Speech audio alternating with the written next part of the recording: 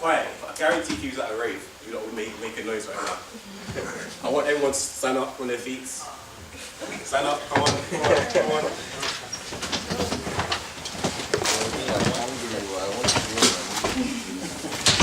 Sit down. One more time, stand up.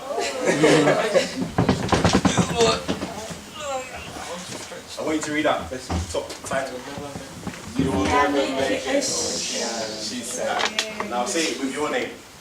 You'll never make it either, she Say it said. louder, man. You don't sound like you're hungry. You'll never make it either. The longer you take, the longer I want to take, and you won't be able to eat food over there. So I want to hear it loud. I want to hear it loud and clear. You'll never make it. Okay. Alright, guys, you sit down now. Alright, so my name is Osheane Chambers. I'm currently a student at the University of Greenwich, studying IT management and business. And I want to thank you, I can't remember your name. Thank you guys for inviting me to So, brief background about myself. Does anyone remember this picture? Yeah. The cheat. Yeah. Say, go home and face arrest. Like, telling me to go home. Because I don't have a passport. What? You're crazy. Telling me to go home. Like, I don't even think my whole family would say this to us. Not just because we're big, but there's a lot of us. So, yes, I came from Jamaica when I was 1 year old. And my mom was supposed to stay 2 weeks. I looked at the ticket yesterday. My mom was supposed to stay 2 weeks in the UK, holiday. The girl, not the girl, the lady spent 18 years. She was supposed to stay for 2 weeks and go back to Jamaica, but she actually stayed for 18 years illegally. Hope she's not being recorded, I might get caught. Yeah, so we came over to the UK when I was 1 year old, supposed to go back, didn't go back, so I was a legal immigrant, so I didn't have no papers. So that meant that I had to hide, my mom had to hide.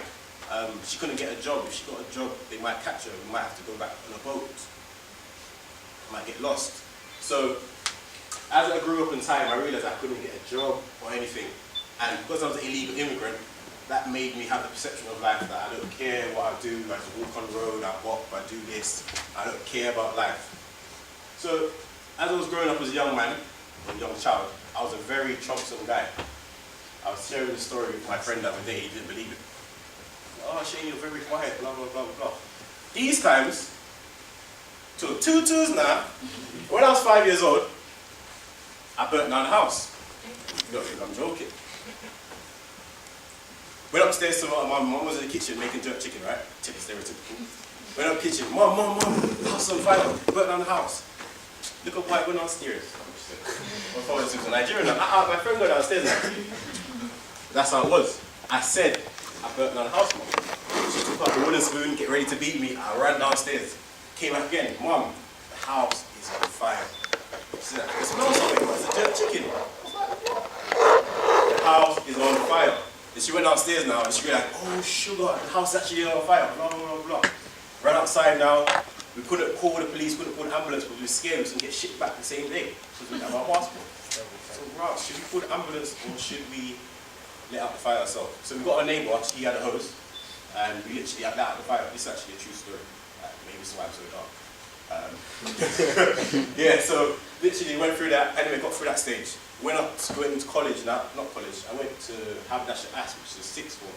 So I went through year 7, year 8, year 9, year 10. And because I didn't have my papers now, I thought I was a rude boy. I thought I could do whatever I want. I don't care if I get shipped back. I ain't got no property, I ain't got no assets. I could do whatever I want. So I got influenced by a lot of negative people. I surrounded myself with a lot of bad people. And I realized that when you surround yourself with negative people, it rubs off on you. Loads of people say, no, I'm a good person. If I have loads of negative people around me, I'm going to be Jesus. They're just going to turn their life around. It's not always going to happen. It's very minimal that will happen. Anyway, went to school now in year 8, sent a teacher an email saying, you should go and suck your M-U-M. Yeah? So I thought I was a bad man. Like, I was literally a bad guy. And the thing is, when I sent the email, it was on my friend's email, because he went to the toilet. I sat in his chair, sent an email, because he was my friend, but I didn't really like him. But, yeah. And the thing is, I'm so stupid, yeah, because I sat on the computer and I sent the email, and I was still sitting there. And the principal came in the class, and I got excluded. Anyway, I didn't care because I'm a legal immigrant, you send me home whenever. I prefer Jamaica than here because it's very hot at the time. That's what I thought. So, went through that stage, got excluded. My mom's angry, like, look, why, little boy? You got excluded, we're gonna get sent back home. I'm not getting sent home, you know, like, I've been here for 14 years, why am I gonna get sent home? So like, I didn't overstay, I didn't hide, I didn't go through bushes, I didn't go sleep at different places, not sleep with other guys, don't get me wrong, just different places, for you to make me go all the way back home after staying here for 14 years. Are you crazy? Anyway, I was still a bad youth. When I reached to year 9, I used to watch wrestling a lot. I used to like The Rock. Can you smell what's cooking or something like that? Yeah. I can't cook, but yeah. So yeah, and I like Triple H. I'm not sure if you guys know Triple H is. Yeah. Yeah. So there's a guy that's like, I didn't like him at all. And when he wasn't looking, turning around, put him between my legs. I'm not. Yeah, put him between my legs. I did the wrestling move, you know, I can't remember it's called. The one that you lift him up, bang his head. Half of his face came off. What? Serious? God's what it is. But why?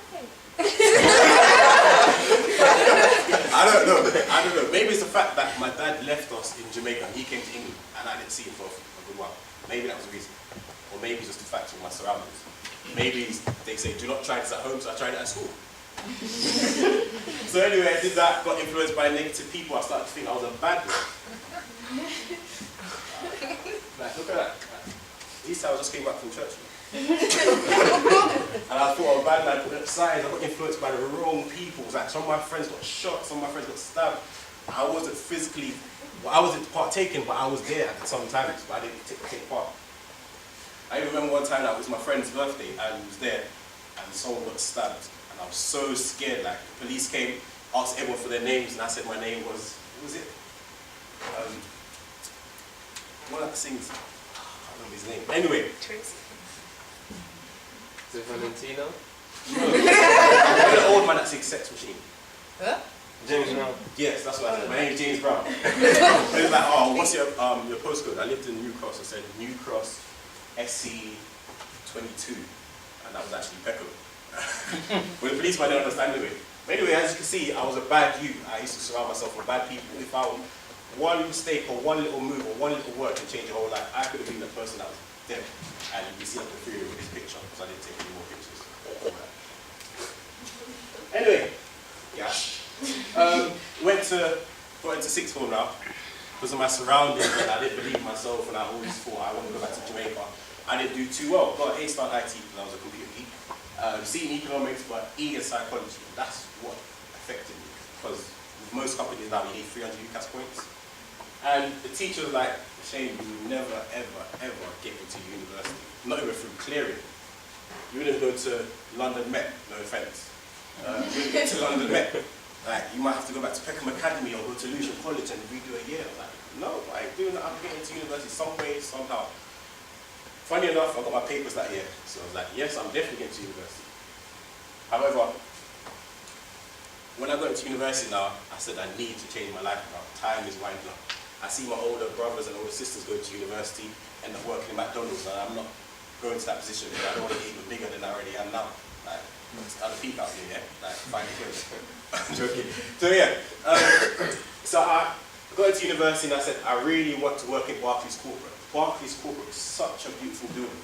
So what I used to do in my spare time is, I used to go to Barclays Corporate in Canary Wharf, and my friends said, I'm way smart for this. And son, you spend £2 DLR, go to Barclays Corporate, sit in the foyer, sit in the lobby, just sit there, watching people come in, out, in their nice sharp suits, 10 coffee for the day, with their missus or their missus-to-be, smiling. These times they're actually stressed because they've got so much hours to do, etc. But I just like the building, I just like the atmosphere, I just like to see business people. I want to be there. However, when I looked around, I was like, rah, the security guards there. Are they linked to the Home Office? I got my papers yesterday, but can they change it? Like, can they take it away? I want to get past the barrier, but I couldn't lift my leg high enough to climb past the barrier. Couldn't lift my legs higher to climb the barrier. There's so much security guards. There's how am I going to work in Barclays corporate? Or how can I see the executive who's at the top floor? So I used to do that in my spare time, go to Barclays twice a week, £4 a week, twice a week. People say, you're sad, what are you doing? You're trying to look a girl. Like, you ain't gonna find a girl there. It's like, I'm going, but sometimes you need to visualize yourself there in order to make it there, right? Some people say, I'm going to work in Barclays corporate one day. But if you can't actually visualize yourself there, or if you don't actually step in the building, it's kind of hard for you to realize that, yeah, I can actually work there. Anyway, glory, hallelujah. And then speaking of Barclays corporate, how did I do this? I spoke to over 300 students at this event. You're wondering, how did I get past this barrier? How did I get past security guards? How did I get the lift? I found out about something called LinkedIn. Right? LinkedIn is it's like a social media network where you connect with professionals. So I wrote in the top right corner, like up here, I wrote Barclays corporate, and you saw like everyone was working Barclays corporate, right? So what I did is that I wrote direct. I didn't aim for the bottom people. I didn't aim for the cleaners. Like, no offense, I didn't aim for the cleaners or the IT or the IT technicians. I aimed for the directors, CEOs, managers, IT manager, business manager, operations. Contacted them. I still got the backlog. Contacted 400 people. How sad am I? 400 people. If you don't believe me, I can go on my LinkedIn now and you can see it. Like 400 people. And guess what? How many people do you think replied back to me? 3. 100. 2 people out of 400 people replied back to me. 200 people accepted me, but they didn't write anything. What did you say to them? I'll tell you after. 200 people accepted me, but they didn't say anything. But I don't know if they wanted more followers or they wanted more people on their LinkedIn, but they didn't reply back to me. 2 people responded back out of 400. One person said, I ain't got no time for you. What? I don't know if he was making Krypton Coda's new song. Don't waste my time or what. Like, I was rude. I was like, after I spent so much time, like he's like the 398th email, and you're saying that's deep, man. Anyway, the last person said, God bless you. Like, God bless you. Like, come help me out here. Like, he accepted me. I don't know if he wanted more friends, but he accepted me. So, oh man, I really want to work in this place. Like, even if I'm not working, at least just get there. But there's so many barriers, and like, I don't know if it's because of my race. I don't know if it's because of my background. I don't know if it's because I don't have a qualification. It's not because I don't fit the profile. I don't have a business suit. I'm not shopping in Burton. I don't know what it is why I can't work in there. Anyway, the guy that said, God bless you, I was like, okay, he's a Christian, man. Okay. So I looked for him, I'm not going to say his name. I looked for him on Facebook. Look, this is what I found out. The guy owns a social enterprise that does work experience at Barclays. I'm thinking, why didn't he not tell me, like, why couldn't I join up? Anyway, he posted the link on Facebook. And I was like, thank you, God. I applied. I didn't use my name. Because I thought he's avoiding me. I wrote John Smith, yeah? Bro, I don't have a passport saying John Smith. My ID doesn't say John Smith. My boss pass doesn't say John Smith. How the hell am I going to get there? So I was thinking, entrepreneurial thinking, smart thinking. Got my school books, changed the name, crossed out Osheane Chambers, wrote John Smith. Went by faith, not by sight. Went in the building. Where's the ID, sir? I only got my 2 books to show you. Like, boom, yeah, you can go through. This might happen again at Barclays School, but this is one of them. Went up, got there, met the guy, said, my name's Osheane Chambers. Oh, sure. It's like, I don't know if he was avoiding me or what, but anyway, that built my path to success, but I started to network with more people. Once you get through that door, it's about how you can network your way to the top, right? Some people go to networking events, they don't like people, or they speak, or some people go to networking events and they've got their headphones in. Like, you can't make it in life, your headphones are always in your ears. You need to talk to people. You might want to work at HSBC. Bang, my dad could be the manager. If we don't talk to me, you're not going to get that connection. That's how things work nowadays. Anyway, got to university. And I realized that, raw, my university, I'm so happy to get into university. So to prove my teacher wrong, I sent her back the email saying confirmation. She replied back to me anyway. I was like, raw, like, I'm in university now, but I want to give back to the community because I realized that, and I give back to my students because I realized, because my university is not a Russell group, it's not a top 20 or top 10, it's not Oxford, Cambridge, blah, blah, blah. Loads of employers are not really interested in us. So how can I tackle this? So I set up a society called Greenwich and Kent Bright Future Society, where Bright Future Society is a national society and every university can decide to open up their own one. So I decided to open my own one in Greenwich and Kent, 2 different universities. So we've organised over 15 events, but with employability events, it's so hard to attract people. So I'm thinking, how can I attract people? How do you think I attracted people? Free chicken. So what I did in my team, we said, oh, okay, we need to get employability into the youth. How can we do this? The only way is food. So we organised a meeting with the London executives, and we managed to get 500 free vouchers, whole chickens, quarter chickens, and guarantee. I bet you wish you went to Greenwich now. Half chicken, we got all of that. So Freshers Fair, people signed up to our society, they could play the Nando's game, and they won food, right? It was like, oh, well, you want food? Oh, rotten food! Taking my girl on Friday. And there people just come to our thing, society, school, like so much people. And as a result, the careers department was vexed because the careers department was opposite us. And they had their store, everyone had their back to them. So anyway, we did well. And the reason why I set it up is, like I said, people are lost to go to university because their family went to university, or their mum saying it, or the media saying it. But however, they don't know why, some people don't know why they went to university. And that's why I set up. I connected students with employers from day one. So I can organise a mentoring program where students get to connect with anyone in the industry and they get to do work experience in that company. So we've done financial event, again, financial planning. We brought a company called CII in, where they show students where to invest their money. Some students invest all their money in weave or shoes, but they don't think about pensions and all them stuff. You need to be thinking about this stuff from now. As a result, as I said, I got into Barclays Corporate. You network your way to the top. I managed to organise an event at Barclays Corporate. I brought 30 students, got to connect with 20 employers. I said, right, you have 10 minutes to network with these employers. And let's see who gets work experience. 10 out of 20 people got work experience through that network. So yes, this is just them networking with Barclays directors, CEO, not CEO, operations manager, etc. So yeah, the society organised over 16 events in the space of 7 months. And my biggest event to date was a Global Entrepreneurship Week. I realised, okay, Shane, you're organising all these employability events, but some people go to university and they want to set up their own business.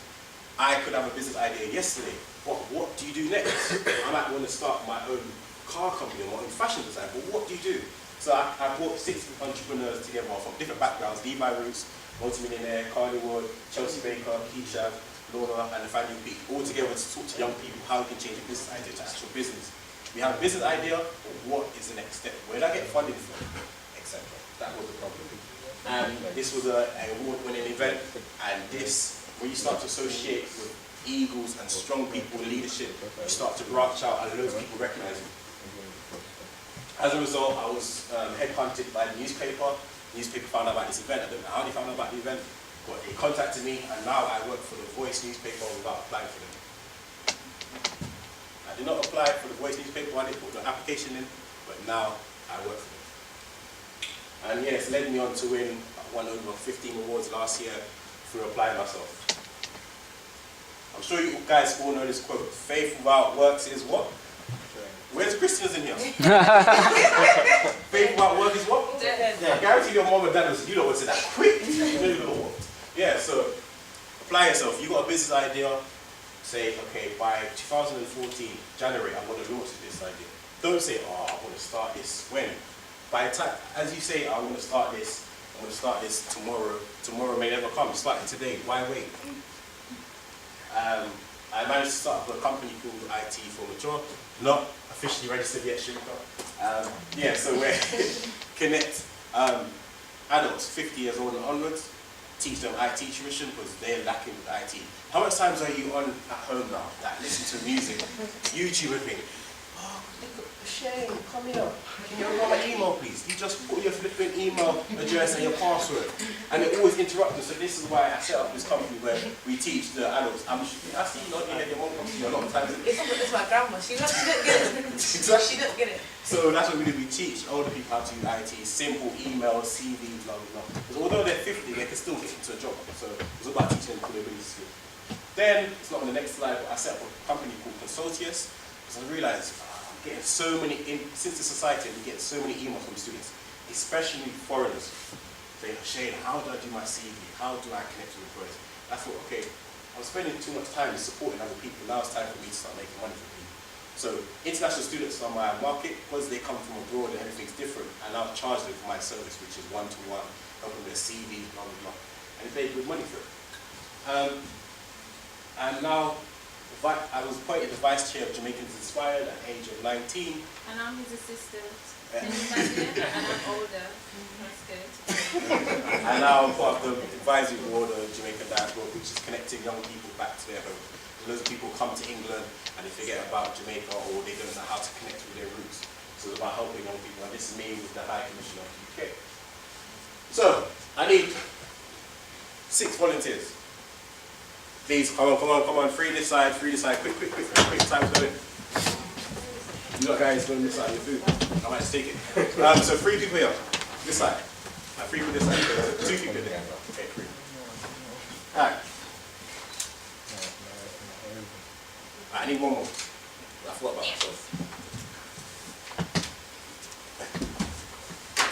Alright, so in life, you want to get to a certain stage, right? But obviously there's so many obstacles. You want to become a footballer, but there's girls, there's raves, there's Valentine's Day, there's Mother's Day. There's so many things that are distracting us. So there's a path that leads to failure, there's a path that leads to success. So I want you guys to link arms, hold my arm. Right, so this is your path to journey, yeah? This is success, you want to go this way. You are networking, you are first class, you are entrepreneur mindset, yeah? I want you to keep these words. You are raves, you are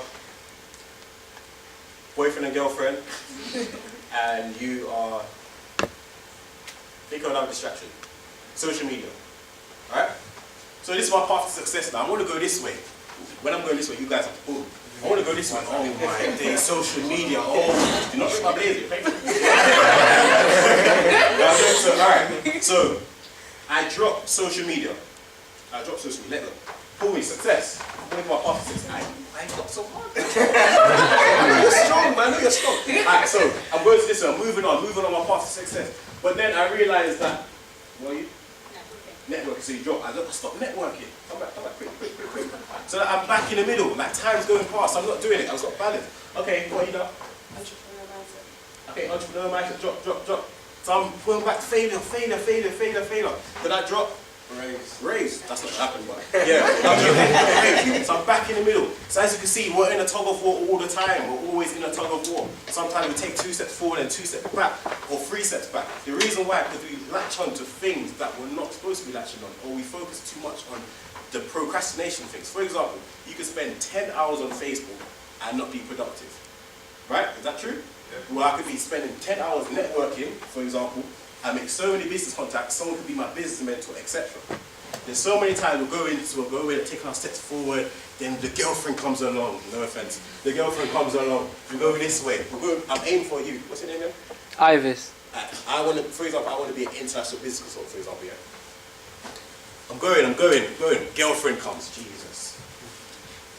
Then the raves come, going this way. And I drop them, Christianity. Oh, backslide. Go back, and then you keep going, and time moves forward, and you realize, wow, it's 2015, 1st of January. Oh, I need to do it this year. Come on, man, New Year's resolution. Go forward, Christianity. Yes, Jesus. Amen. Hallelujah. Shalom. Yes, see in tongues, speaking in tongues. Go forward. Yeah. And then the girls come again. Valentine's Day.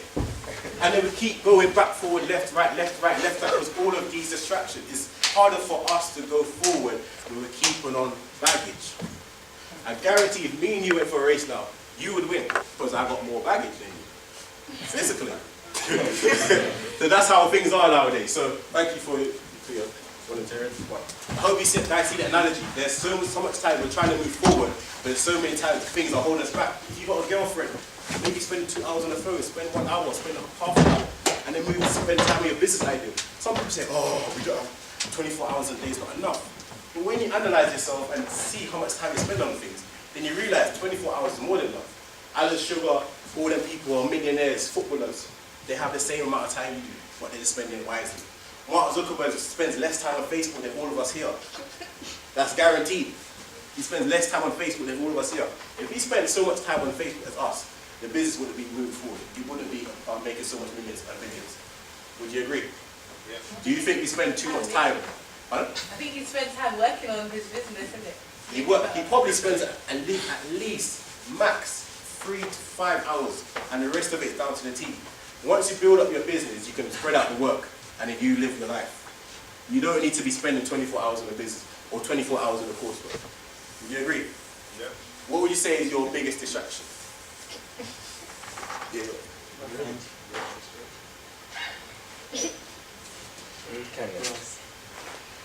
Facebook. Instagram.